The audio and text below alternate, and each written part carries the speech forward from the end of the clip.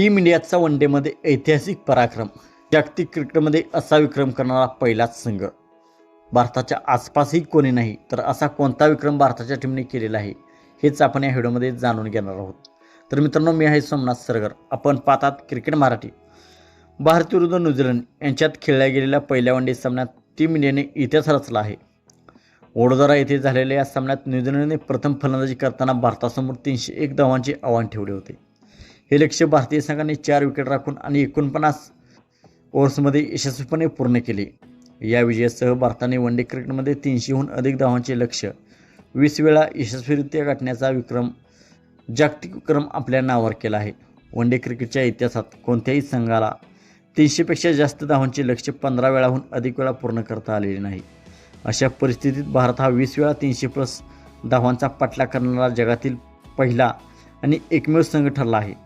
सध्या याबाबतीत भारताच्या आसपासही कोणताही संघ नाही, हे विशेष उल्लेखनीय आहे.